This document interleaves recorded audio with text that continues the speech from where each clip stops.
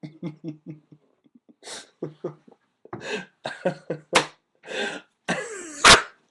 thought it'll be funny if I'm pretending to comb my beard when this video starts.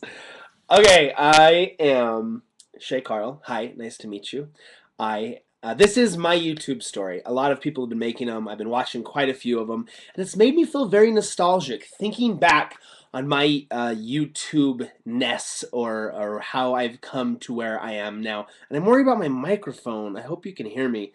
Because if I record this whole video and it doesn't work, I'm going to be pissed, and I'm not going to edit this. Because videos like this, I like to just let it flow out. I don't want to edit it. I don't want to like take things out that I think sounds dumb or whatever. So I get really nervous when I make videos like this where I say I am not going to edit this at all. I'm going to open the webcam and just go, and hopefully it won't be too long and ridiculous. Okay, so my YouTube story starts before I was even on YouTube.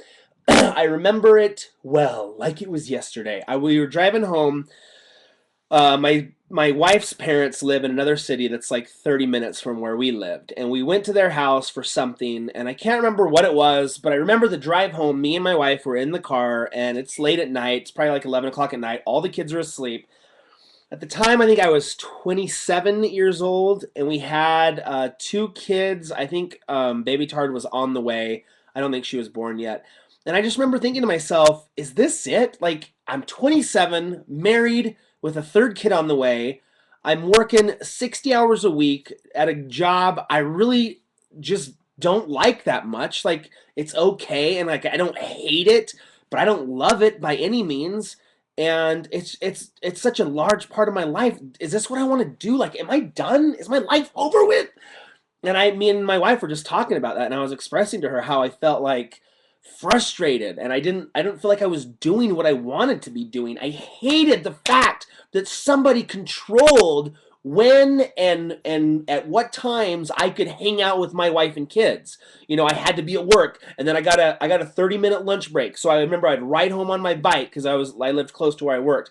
I'd have to hurry and eat lunch, and I had to watch the clock the whole time, talking to my wife, trying to play with my kids, but I'm watching the clock because like I gotta leave 5 minutes before I have to be back, or else I'm gonna get in trouble. And I hated that fact. I hated that I wasn't in charge.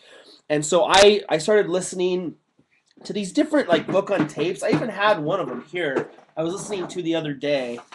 Oh crap! Now you're gonna want to know what it is, and right here. I actually found this at Walmart once. You guys are gonna think this is like a promotion. This guy named Joel Olstein called Your Best Life Now. I started listening to this dude, and I love stuff like that. Like I have books like all over the place. 7 Habits of Highly Effective People by Stephen Covey, Dale Carnegie's book How to Win Friends and Influence People. I love these kind of things where it's like introspection and like, what are you doing with your life? Or do you have goals? And I would listen to these kind of things all the time while I was at my job. And I would always think to myself, there's something bigger out there. I don't know what it is, but I am going to do something somehow. And I had no idea what it was going to be. And I really was like, what am I going to do? And I finally came to the point where I was like, I can't do this. I cannot work for somebody anymore. I need to be in control of my own life. So I started my own business, and I started a granite business doing granite countertops. And I was like, I don't like granite, but I knew that I just had to make that step. I had to make that leap. And it was a good time because we're having the third baby, and we sold the first house that we ever bought, and we made some money off of it because we got a really good deal on it because we had bought it like 4 years earlier. So we had some cash. So I'm like, I'm going to take this cash and I'm going to start my own business. I'm going to start this granite countertop business, and because it's something I know how to do, but I just want to have my own thing. You know, I want to be working towards something. So I started this granite business, and I knew that it wasn't going to last. I knew that it was just going to be temporary, and I just had to, you know what I'm saying? Like, I just had to do something rather than just clocking in and out every day. And it was driving me crazy, and I just had to control my life. So I started doing that, and shortly after that, you know, I used to always call in when we worked at the granite place. So I'd be in the granite, you know, I'd be polishing granite at 6 in the morning, listening to the radio. And so I used to always call in to the radio station, and they would always have this thing called The Answer's Never Dirty, and it was this silly little trivia thing where, you know, you'd call in. Long story short, the DJs at the radio station got to know who I was because we would always call in, and we'd always make jokes, and I ended up becoming called Croquet Shay. Some of you know this story. And they knew who I was because I'd call in like every day and just bug them basically. So one day I called in, and the program director, the head morning DJ, he said, "Okay, listen, if you stop calling in every day, I'll give you your own segment." And what it is called is Doghouse Wednesday. Every Wednesday, a man or a wife will call in, or a boyfriend or girlfriend. They will tell why they're in trouble with their significant other. And I got to be one of the judges, and so I'd listen to the stories, and then I'd make some funny commentary about what the person did, and I got to vote on who I thought was in the most trouble. So I got my own little segment every Wednesday. I didn't work for the radio station, but I would call in every Wednesday, and I had my own little, I was a judge on this Doghouse Wednesday.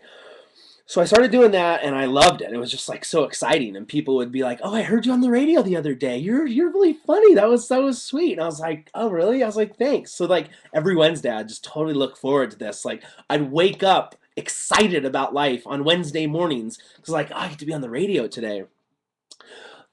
Another, okay, speed up to, I was driving around one day and I heard on the same radio station they were hiring for DJs. Like, can you talk to people? Do your friends think you're funny? Blah blah blah.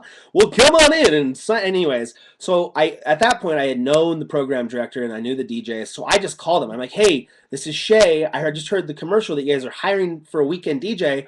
I want to do it. I want it. I want it." He's like, "Are you sure?" He goes, "It's not very much money." And I said, "That's okay. I just started my own granite business and it's doing pretty good.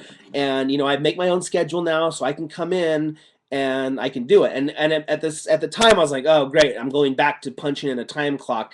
But to me it wasn't for the money at all. I got paid like $8 an hour. It was like seven, I think to start it was like $7 an hour, and I was on the radio for 2 hours on Saturday and Sunday. And I remember going in the first time, and the microphone was there and all the buttons, and I was like, "This is crazy." And I did that for a couple months. I was on the weekends, and then somebody left, and then so somebody that did the night show got moved to a different time slot, and then they offered me my own show at nights, Monday through Thursdays from 6 p.m. to midnight. And that was literally, like 6 hours. My wife's calling me. "I'm making a video. I love you. What are you doing?" Hi, video people. Okay, I'll call you back. Huh? I'll call you back. Okay, bye. Love you. That's what somebody does who's 8.5 months pregnant. They call you when they're upstairs. Instead of coming down here, she just calls me because she waddles around a lot. Anyway, so I got my own radio show, and right at that same time, I bought my first computer. It's right here. Let me show you. Hold on. I know this video is going to be long, but I love you guys, and hopefully you don't care. This is the first computer that I ever owned in my life, and I was 27 years old. This little Dell, I don't even know what it's called. Some of you might have this. It was $500. I was 27 and a half years old at this time. First computer I ever owned. I had never taken a computer class.